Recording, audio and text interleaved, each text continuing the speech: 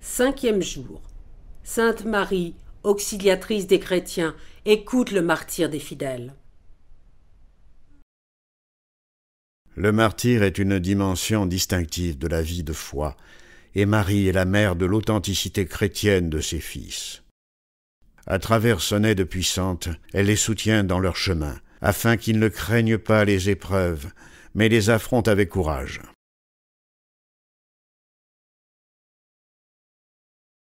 Actualisation. La petite Djiali était barricadée dans l'église depuis quelques jours, avec ceux de son village. Lors d'une irruption, le commissaire fait enfoncer le tabernacle par les miliciens, et les hosties sont éparpillées un peu partout.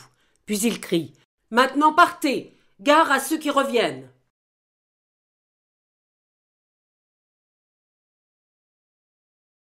Djiali avait fait sa première communion en mai.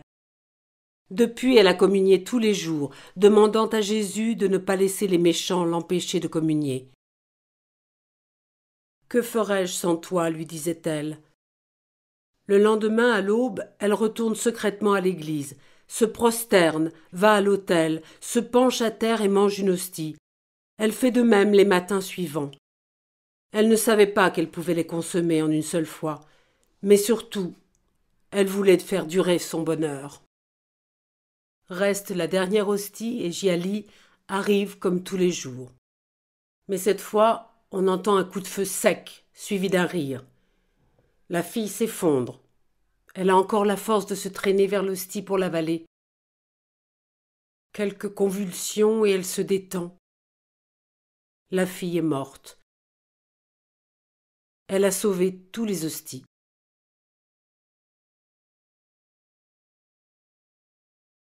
Commentaire du recteur majeur. Nous ne pouvons pas, en tant qu'Église, manquer de pleurer face aux tragédies de ces fils martyrs. Nous ne pouvons et ne devons jamais nous y habituer. Accourez pour sauver ces jeunes. Il invita Don Bosco mourant chez ses Salésiens. C'est une invitation à un engagement sérieux qui aujourd'hui interpelle, nous aussi, nous de la famille salésienne, pour soutenir tous ceux qui sont fidèles au Christ et à la mission de l'évangélisation, jusqu'au don de leur propre existence. Cet engagement n'est pas possible sans renouveler en nous la passion et la mort de Jésus pour le salut des jeunes. Cette passion nous rendra courageux et nous fera surmonter la crainte de ne pas être compris ou d'être marginalisés ou rejetés par ce monde sécularisé qui rejette Dieu, supprime le surnaturel et marginalise le croyant.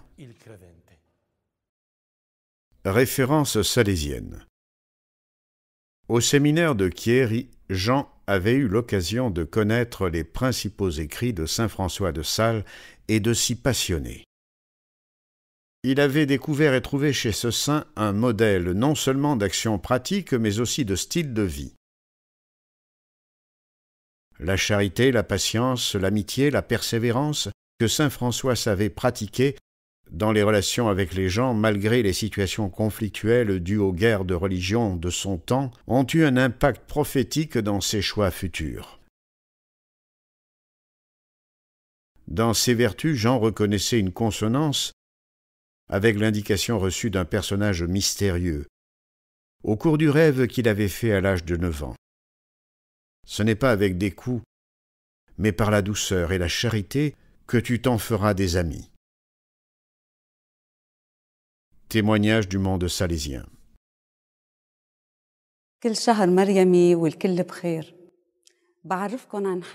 Bon mois marial. Je me présente.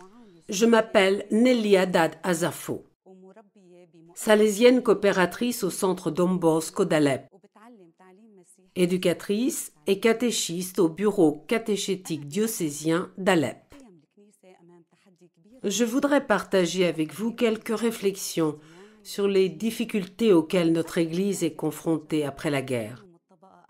Difficultés économiques, sociales et religieuses.